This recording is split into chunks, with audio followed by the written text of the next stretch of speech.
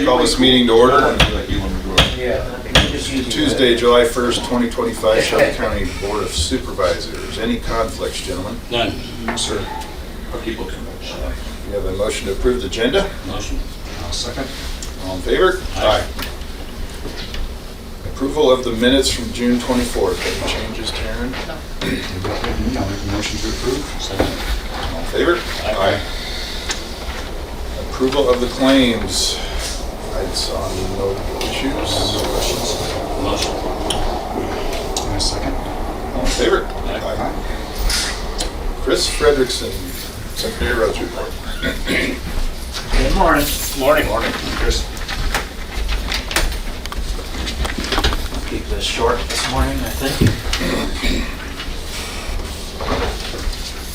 Just a few updates. I know last time, I'm sure I said we started to haul some rock into our stockpiles again. To date, we've run just short of $475,000. So that's roughly a quarter of my coming budget for 26. So we're going to run another couple of weeks and go out. I think right now we're in Panama. So try and get things built back up. That rock is coming out of Crescent. Right now the limestone is, and then the gravel portion comes out of Wall Lake. Try and get things built back up just in case anything happens this fall and we have a rainy season or something and we can't find rocks. So we are out blading and doing edge rut repair after the most needed rain we had the last week or a week and a half. So that's been helpful. Try and get things dressed up, shaped up, and then hopefully we can get back to the F-16 regrading, reshaping project. We are almost to Highway 59. I think we have roughly a half a mile or 3/4 of a mile left to do it. I drove that earlier. It was turned out nice. It's Tell you sounded had like plenty it of was, moisture on it. yeah, It really settled it down. sounded like it was holding pretty good, and we did rent a pad foot roller up there Saw also that. that we are running to try and get a little better compaction out of that, just to take the settle out initially, and maybe things will work out a little better than they had before too. So that is working well. Hopefully we can get back to that the end of this week, or otherwise the first part of next week after the 4th of July. See how the weather goes. It sounds like more rain coming again, or chances of rain, which can help or hurt depending on how much we get. On the Mulberry Bridge, all the beams have been reset. They're working on the backing plank, getting the approaches kind of put back together. Hopefully start redecking that first part of next week. So still looks like middle of July. That should be back open, and we will move on to the next one. But I'll keep you posted. So again, weather dependent. Hopefully the deck part goes well. We should be out of there. The biggest thing I have, I did fill the opening position I had for road foreman. Chad Steinkühler was an operator 3 on the bridge crew, and he has accepted, and he is off and running. So that position has been filled, and I look forward to working with him in that area now. So a little reorganization. We now have an east and a west road foreman. This will take place of the road foreman and road superintendent setup we did have prior. So a little change, not a lot, just try and eliminate some of the miles the foreman has to drive. We have a large county, if you have to go corner to corner, and it burns out. So So do you have to backfill his position then, or you've got? we will, there will be an opening on the bridge crew that will be posted in-house first, here just shortly. Might be the first of next week before it gets fully posted, but get that, see if there's interest with in-house. If not, it'll go out. And depending on how it works, we could have some jumping around. And sometimes it takes a little while to get everything shook out, but it should be good. So I'd like to say we're full staff, but we're in shifting mode. So right now, that's all I've got for the 2 weeks. Okay. Perfect. Much. Thank you. Thank you. Todd Valine, Chamber Report. Morning, Todd. Good morning. Well, we've got a festival weekend coming up. A lot of different things going on. One of the things that has changed this year is Friday night when we do fireworks here in Harlan. The gates will open at 7. The show will start at 8:30, but we've got members of the Harlan Community Band that will be playing patriotic music, and then we'll be timing the fireworks off with the music and then have the grand finale at the end. So hopefully that goes well, because we'd like to keep growing that event. And of course we have the St. Boniface Parish Picnic that will take place Thursday and Friday, so they'll have their kids' booths, they'll have their beer garden, they'll have their big auction on Thursday night, they'll have fireworks on Thursday night, and they'll do their chicken dinner on Friday. So, you know, folks make sure they get after that. The Historical Museum's doing something kind of neat. It's called Community Stories Exhibition. And so what they're saying to people in the county is, you can write a story up to 1,000 characters, submit photos with it. It can be about a family member, it can be about a memory or a life lesson that they've learned while being in Shelby County, or some triumph that they saw in Shelby County. And you can just go to their Facebook page to get the QR code to submit it, and they're going to have a big exhibit at the museum of all the different stories. So encourage people to do that. We have the Harlan Community Theater presenting Shrek the Musical starting July 17th. And that'll be from July 17th to Friday, July 18th, and Saturday, July 19th. All those shows will be at 7 o'clock. Tickets are adults $20 and children aged 10 under 15. And from everything I'm seeing out on social media, they're pretty excited about putting this play on. They think things are going to go great. So, and that play will be held at the high school auditorium. Also on July 17th, in conjunction with Roar into Harlan, there's going to be a donut eating contest hosted by Christians Rise Donuts. Age groups, it will be adults 13 and over, and they have a $20 fee to get in, and they can win 100. Children 12 and under have a $10 fee to get in, and they can win 50. And there'll also be things like People's Choice Awards, things like that. And they are going to limit it to 20 contestants for each age. So give City Hall a call to register, and this is all part of a fundraiser for Grandma B's Green Playground. There'll also be another fundraiser on the 19th. That'll be at Betts Memorial Auditorium. Line dancing and two-step lessons will start at 5:45 to 6:30, and then they'll have the Humdingers concert. Yeah, from 6:30 to 9:30. So they'll have a dinner and a cash bar, and a lot of other updates for that will be out on Facebook. And again, that's fundraiser event. Something relatively new, there will be a field day Wednesday, tomorrow, up in Defiance at 10 a.m., but it's the Harlan Community Library that's putting it on. So they're taking up a bunch of outdoor games, fun, snacks for the kids up there. And then we will also have 2 classic car shows next weekend. One on Friday the 11th, that'll be here at Elmcrest starting at 2:30. So if you can go on out and check out the cars. And then next Sunday, July 13th, will be the Shelby County Trail Show and Shine from 11 a.m. to 3 p.m. up in Panama. So a chance to get out, see some pretty cool cars. One at Elmcrest will be in the parking lot behind. Behind, right, yeah, by Merrill right Field. by Merrill, yep. And that's what we've got going on for right now. All right, to do. This couple weeks. Yeah, thanks, Todd. Thanks. Thanks, Todd. Committee reports.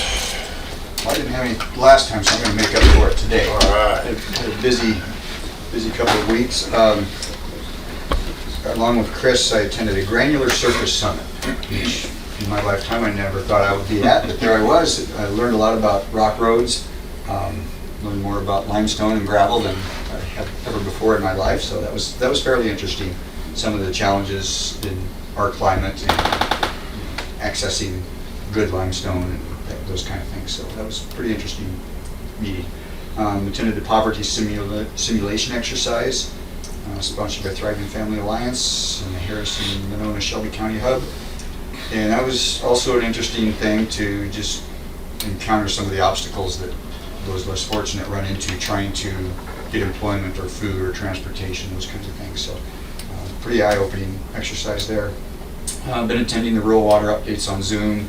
Did attend one of the board meetings and just kind of heard all sides of that story. So lots of issues to address there. But Board of Health attended that one. There is free Narcan training available for all first responders. Is that right, Alex? So if anybody wants to take advantage of that in the county, they can just contact the public health. Well plugging assessments and water testing are ongoing at extremely high rates. The upcoming year, grant dollars have been drastically reduced from the state, so the board voted to change a little bit of the conditions on when you can get an assessment done and when you can't. So just some information there. There is a mobile wellness unit available through Firefly. If you've got an event coming up with families or a lot of people attending, contact Public Health at 755-4308, and you can have a mobile wellness unit there. I'm not sure what all they check for, but I'm assuming blood pressure and some other indicators of that, probably heart rate and things. Health and Human Services Behavioral Health Town Hall meetings, been attending those.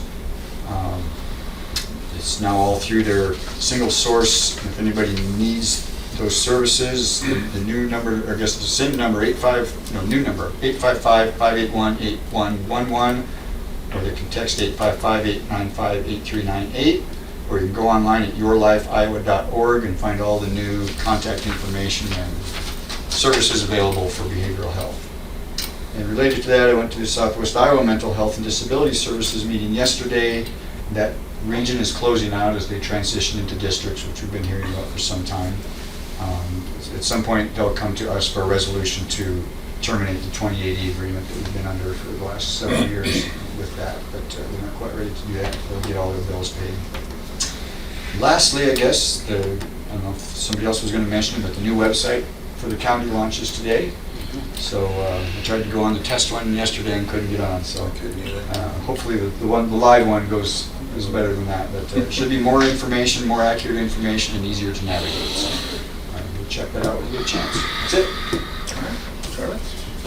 Attended the SWPCO meeting Thursday. We went over the budget and passed the budget, and then took care of other business that we usually do.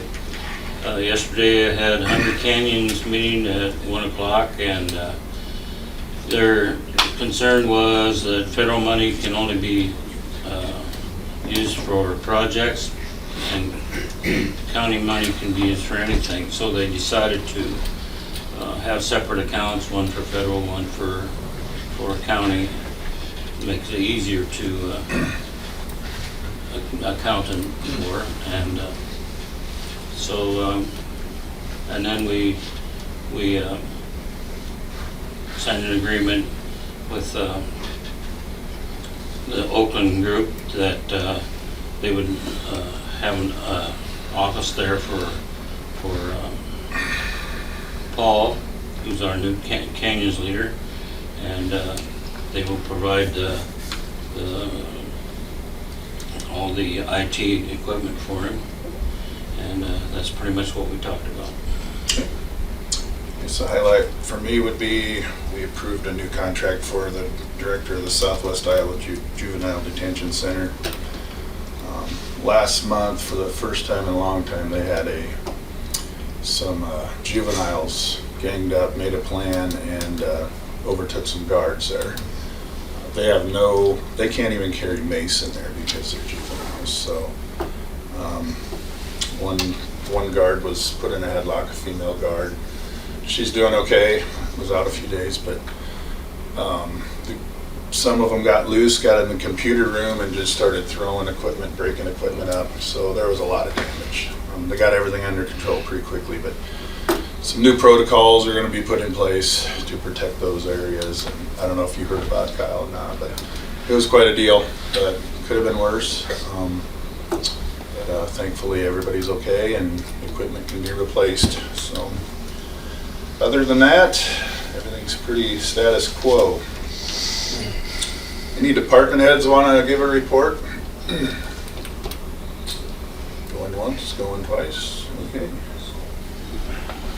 Okay. Discussion, approval of the assignment of a conflict resolution resolution facilitator, and policy of that. I don't know if any of you remember when Steve left the board, when Darren Hakey left the board, both of them said the board needs more help with several things. And since I've been on the board, I think the main thing has been, it's been the HR stuff. And we've kicked around hiring a full-time HR director, very expensive. So I think, we've kicked this around a while, and we came up with an idea of appointing Alex as a conflict resolution person. Alex has a lot of training towards that. I think he's got the personality to handle that. And we can do this at greatly, yeah, big bicycle. But yeah, we can do this at a greatly reduced cost. Maybe address some of those things Steve and Darren were talking about. And if we find that he is overwhelmed, it's we've got the data to say, hey, we need an HR director. So you guys have looked at the policy. I think the policy is a good one. Alex drew it up. We've had several department heads in this discussion, and everybody thinks let's give it a try. So any questions? Yeah, I have a question. I guess in discussion in department heads, I just became aware of this like a week ago. So I guess I'm not sure. I've been kind of reviewing some things. I'm just curious as to how this was put out, or if this was just like an EMA board decision that's now come over to the Board of Supervisors to appointing Alex. And this is nothing against Alex. I think Alex would do a great job. I'm just as curious as how this came about as me as a department head. I knew nothing of this. The first I heard of it was the agenda for today. Correct. Oh, okay. So I mean, in the pack, we've always used ours and CUNY to be partnership for our HR stuff with Ants Music and Mike Galloway. So Yeah, no, we're keeping Mike Galloway for, Okay. For the law part. So is our policy and stuff going to change now? Instead of getting hold of Mike Galloway for No. HR related issues, we need to go to him first? and Not at it's all. not conflict? This is just for conflicts. Yeah. Okay. Amongst employees, department heads and employees, things like that. Okay. So, And was he We was have one to who's starting recommended? starting point here, yes, for Okay. if there's conflict within So your it's not also something department. that's open up for application or for anybody in the county to do it? It's just been appointed to Alex, then, from what I understand, correct? yeah. We Okay. didn't want to create a position and have that expense for a whole Okay. new position and benefits, and so we're going to try just to be another duty that Alex will have, see if it works. More on your plate, right? Well, No, and I think it's a great thing. No, I I'm kind of mean, reading for it. I just was I curious. addressed Neil on this issue, and I just kind of figured maybe you guys all talked, but Yeah. I should have been more open about it. some counties use their auditor as the HR person, plus another legal counsel when need be, but Okay. we've got I think in what so I many directed- things on our auditor's plate that, and Alex has the training and the willingness to do it, so we're just. What I drafted up in the policy was that there wasn't anything with discipline. It was all, this person isn't getting along with this person for whatever reason. It doesn't necessarily need to go to a supervisor because it's to do with discipline or a union issue or anything like that. It's just needing a mediator to kind of Okay. calm it down before. And that's what my next question is, how are they going to work within the union contract as far as that, like the ability for grievance filing and stuff like that, if they don't feel Yeah, I mean, if they don't, this is frontline?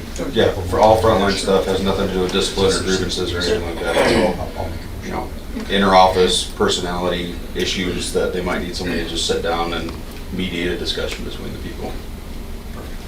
Since there seems to be some questions about this, I would move that we table it until the next meeting, just so people have time to Yeah. discuss it and make sure there's no unintended consequences that we're not aware of. And that wasn't my. No, I that's understand. fine. I was just Anytime curious there's for questions on I'm it, just trying to read through the agenda real Sure, fast. sure. and then- We brought it up at the EMA Executive Board last week, and everybody was in favor of it Okay. then too. So, but no, we'll table it, give you guys time to digest everything. It's not a rush deal. And that grew out of conversations from this board, and when I was working with Steve before I came on the board, he talked to me about that. So that's kind of where it grew from. Yeah. But Steve and Darren, and then it passed along to me. And so that's where Maybe it's. just like a recommendation on your part, that if we could have like maybe like a department head meeting and have Alex, so he can kind of explain what his expectations are, how this would work, just so we're all kind of on the same page in reference to it, and not just flying by the seat. of our Absolutely. pants. So, Bet. I'll make a motion into table thank you.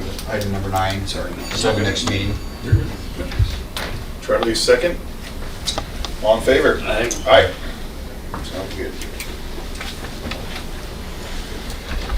Okay, consider approval of Shelby County Ambulance Service Resolution 2025-21. Come on in. Kenny? Good morning. Morning, Kenny.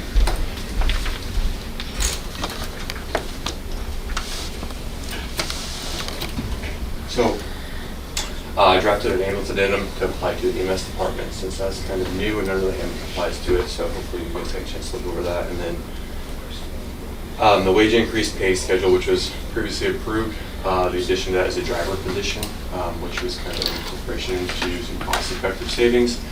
And then the stipend levels for the assistant director, lead paramedic, we can package supply officer, and that driver. Most of these are already in place. They're an hourly incentive, but after discussion with the payroll department, by doing an hourly incentive, it stays with the employee, not with the position. So if they would leave it, they have to keep it. So kind of highlight some of that.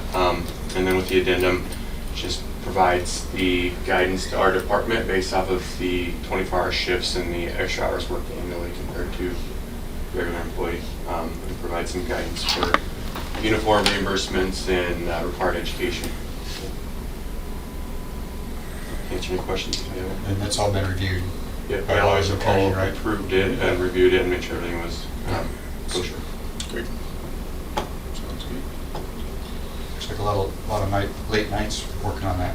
Yeah. It would have been for me anyways. Yeah, I think I put in a year's worth of work in the last 2 years. but- Appreciate that.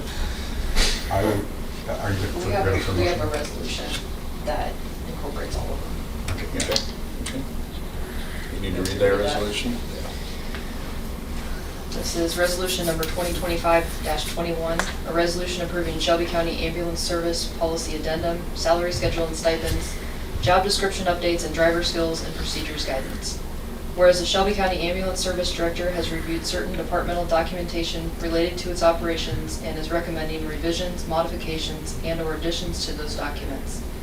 And whereas the Shelby County Ambulance Service is seeking the Board of Supervisors approval of specific documentation titled as follows and on file with the county auditor.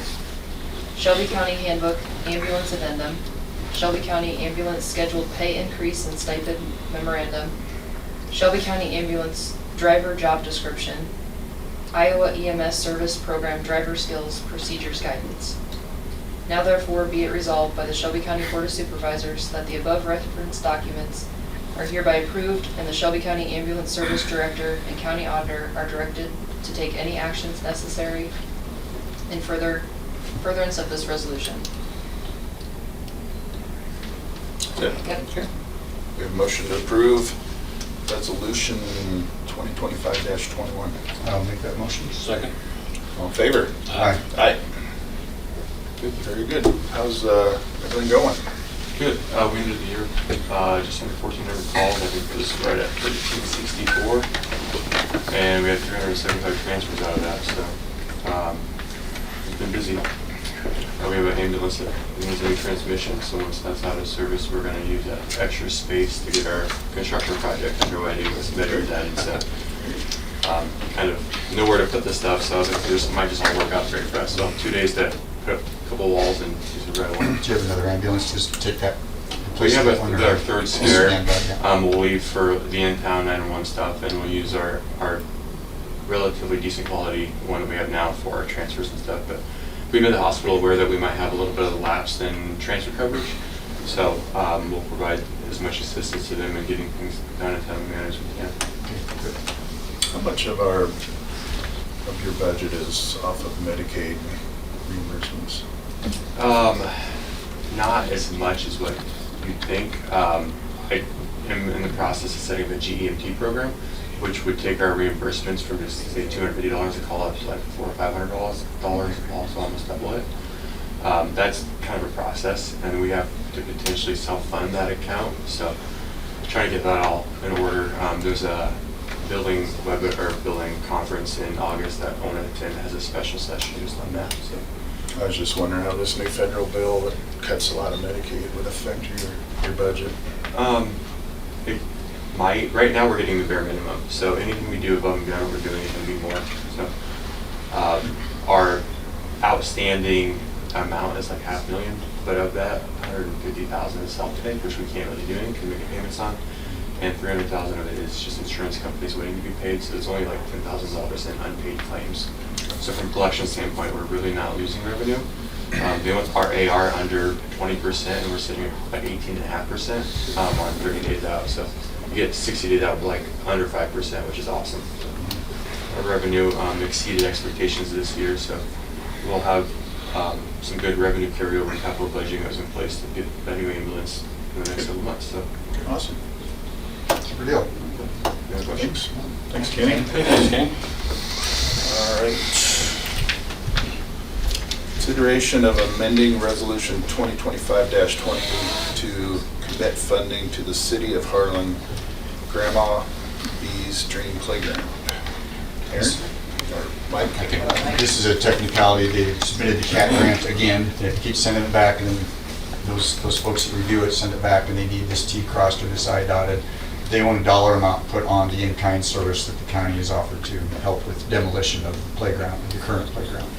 And so I think the engineers came up with $66,000 was the cost that it was going to take to demolish, build, and haul away the current playground. And so we just took half of that. We're going to put $33,000 in there. It might be 5,000, it might be 33, it could be 20, who knows. But so we're going to use 33 for a number, but that's all it is, just amending the resolution that we passed previously that will help with demolition. But we just have to put a dollar amount on it for the grant purposes. Okay. So that's all it is. Motion? Motion. I'll second. All in favor? Aye. Aye. Anything further? We are adjourned. Thank you.